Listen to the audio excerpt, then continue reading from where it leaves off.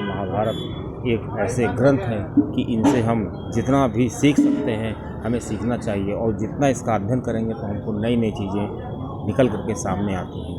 दोस्तों, ऐसी ही एक रोचक जानकारी है कि जो सुमंत जी थे श्री राम जी के दरबार में, उनकी जो मृत्यु हो गई थी उसके बाद श्री राम जी कैसे उनको जीवित कराते हैं। दोस्तों, ऐसी रोचक जानकारी के लिए आप major tips Singham channel subscribe कर सकते हैं। दोस्तों, बात उस समय की है जब श्री राम जी लंका को जीत करके आते हैं, अपना राज्य कर रहे होते हैं। काफ़ी वर्षों के बाद पता चलता है श्री सुमंत जी की मृत्यु हो गई है, और कुछ मंत्री और कुछ दरबार के लोग आकर के श्री राम जी को बताते हैं। श्री राम जी को संदेह होता है, तुरंत श्री राम जी अपना रथ तैयार कराते हैं और सुमंत जी के घर जाते हैं और उनकी कुंडली को बहुत बड़े बड़े विद्वानों से विचरवाते हैं। दोस्तों, पता चलता है कि जो सुमंत जी हैं उनकी उम्र जो थी 9,999 वर्ष निर्धारित की गई थी, लेकिन वो अपने 9,999 वर्ष से 9 वर्ष 9 दिन पहले ही उनकी मृत्यु हो गई थी। अब श्री राम जी ने सोचा कि ये तो बहुत गलत हुआ है सुमंत के साथ कि ये 9 दिन पहले ही ये चले गए हैं। अब श्री राम जी तुरंत चल देते हैं यमराज के पास और वो निश्चय कर लेते हैं कि कुछ भी हो सुमंत को वापस लाना है, क्योंकि किसी के साथ अन्याय नहीं होना चाहिए। इधर श्री राम जी अपने रथ से चल देते हैं और रास्ते में ही देखते हैं कि यमराज जी के जो दूत हैं वो सुमंत को ले जा रहे होते हैं। ऐसे में श्री राम जी उन दूतों को रोकते हैं, कहते हैं कि तुम इनको कहाँ ले जा रहे हो? तो यमदूत कहते हैं कि मैं इनको स्वर्ग ले जा रहा हूँ, क्योंकि इनका समय पूरा हो गया है। तो श्री राम जी ने कहा कि ये बहुत बड़ी गलती तुम लोग कर रहे हो। श्री सुमंत जी की जो उम्र है वो 9,999 वर्ष है, अभी 9 दिन कम, तो इनको तुम पहले कैसे ले जा सकते हो? ऐसे में जो यमराज के दूत होते हैं कहते हैं हमें ऐसा ही आदेश मिला है, और ये एक इनकी जन्म में एक रहस्य है कि जब सुमंत जी की जन्म हुआ था तो इनका हाथ और सर पहले ही यौन से निकल आए थे, लेकिन इनका जो पिछला हिस्सा था वो लगभग 9 दिन बाद निकला था। इसलिए ये माना जा सकता है जब इनके हाथ और सर निकल आए थे तभी से माना जाता है कि इनकी जो उम्र है वो 9,999 वर्ष पूरी हो गई है। लेकिन श्री राम जी ने कहा ऐसा नहीं है, व्यक्ति जब यौन के बाहर आता है तभी से उसका जन्म माना जाता है, और इस प्रकार देखा जाए तो श्री सुमंत जी की उम्र में 9 दिन कम है और इनको वापस करना पड़ेगा। और श्री राम जी ने अपने तरीके से उन सुमंत को वापस करा दिया। अब श्री राम जी अपने दरबार लौट आते हैं और श्री सुमंत जी अपने घर की तरफ चल देते हैं। ऐसे में जब सुमंत अपने घर आते हैं तो देखते हैं कि सभी उनके जो घर वाले थे काफ़ी खुश थे। ऐसे में जो यमदूत होते हैं, यमदूत के जो नौकर, वो सब जब वहाँ पहुँचते हैं धर्मराज जी के पास और धर्मराज से कहते हैं कि देखिए मेरे साथ कितना अन्याय हुआ, मैं तो आपका कहना कर रहा था, मैं तो आपका आदेश का पालन कर रहा था, और मैं जिस जीव को लेने के लिए गया था उसको श्री राम जी ने वापस करा दिया है। तब धर्मराज जी पूछते हैं आप किसकी बात कर रहे हैं? तो धर्मराज जी से बताते हैं यमदूत मैं सुमंत को लेने गया था और सुमंत की उम्र 9,999 वर्ष थी, लेकिन श्री राम जी ने ये कहकर उनको वापस उनको ले लिया कि इनकी उम्र में अभी 9 दिन कम है, इनको 9 दिन जीने का और मौका मिलना चाहिए। इधर सुमंत आते हैं और 9 दिन में काफ़ी पुण्य के काम करते हैं, काफ़ी तीर्थ यात्रा करना शुरू कर देते हैं।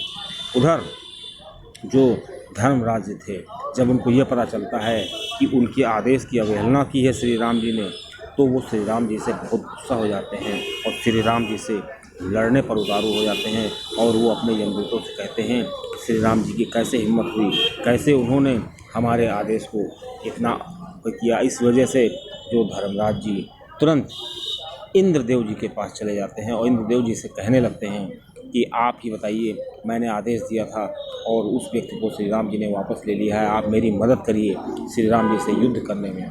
तो इंद्र जी मना कर देते हैं, कहते हैं कि मैं तो पहले ही कल्प वृक्ष के चक्कर में काफ़ी हमारी जो है मैं डर गया हूँ, मैं श्री राम जी से भला कैसे बैल ले सकता हूँ, वो तो श्री विष्णु जी के अवतार हैं। ऐसे में जब इंद्र जी मना कर देते हैं तो धर्मराज जी अग्निदेव के पास जाते हैं, अग्निदेव भी मना कर देते हैं। इस प्रकार जो सभी के पास जाते हैं, उसी प्रकार वो वरुण देव, अरुण देव के पास और सूर्य उसके देव जी के पास और बृहस्पति देव जी के पास जाते हैं, मंगल देव जी के पास भी जाते हैं, इसी तरह शनि देव के पास भी जाते हैं।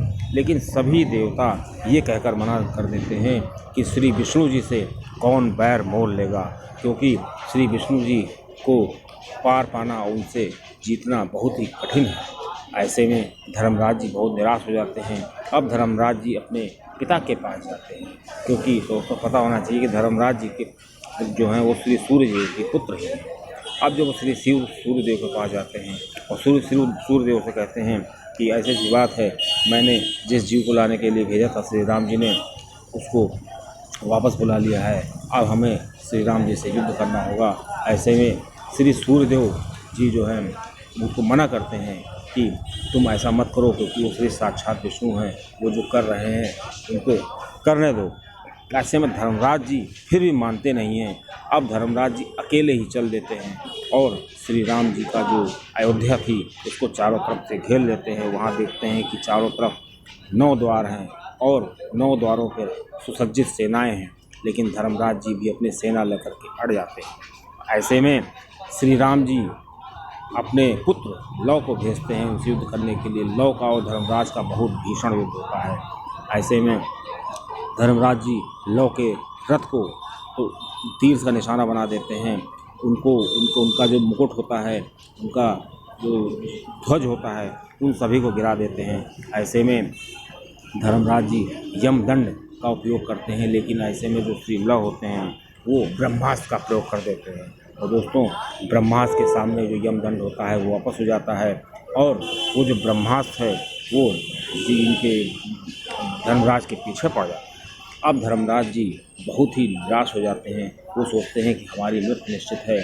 फिर वो अपने पिता के पास जाते हैं, फिर वो ब्रह्मदेव जी के पास जाते हैं, लेकिन उनको कोई भी बचाने के लिए तैयार नहीं होता है, क्योंकि वो श्री राम जी से उन्होंने बैर मोल लिया था। दोस्तों इस प्रकार जब धर्मराज जी देखते हैं कि हमें काफ़ी निराशा का सामना करना पड़ रहा है, तो धर्मराज जी क्या करते हैं कि उस ब्रह्मास्त्र से क्षमा याचना करने लगते हैं कि हमें माफ़ कर दो, मुझे ऐसा नहीं करना चाहिए था। जब धर्मराज जी क्षमा याचना करते हैं तो ब्रह्मास्त्र को लव ने अपने तरकस में फिर वापस ले लिया। दोस्तों इस प्रकार जो धर्मराज जी हैं वो वैकुंठ चले जाते हैं और जो यमलोक को चले जाते हैं। इधर जो लव होते हैं वो श्री राम जी के पास आ जाते हैं।